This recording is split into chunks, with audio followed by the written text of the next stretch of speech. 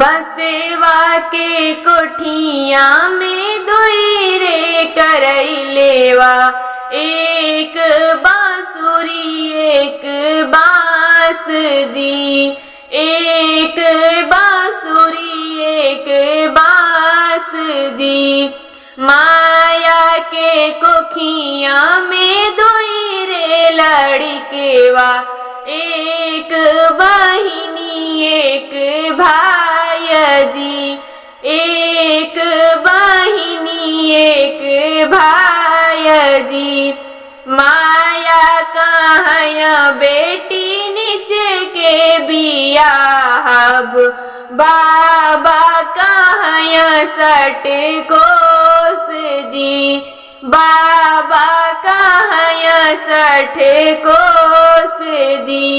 भैया कहाँ बहिनी काशी बियाहब, नीति उठी की हुआ स्नान जी, नीति उठी की हुआ स्नान जी।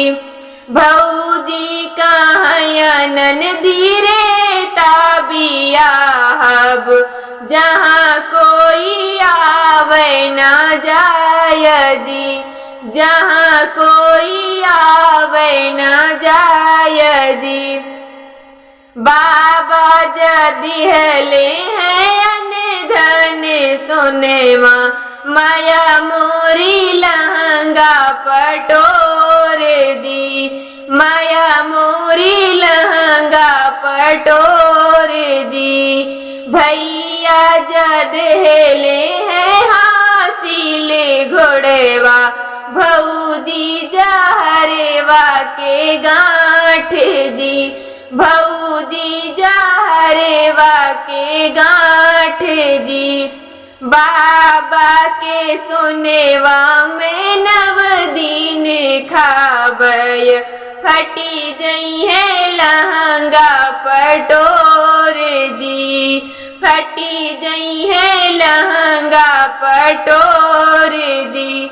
भैया के घोड़वा प्रभु नाग्र फनई है, भौजी के बाढ़े सुहाग जी, भौजी के बाढ़े सुहाग जी, भौजी के बाढ़े सुहाग जी।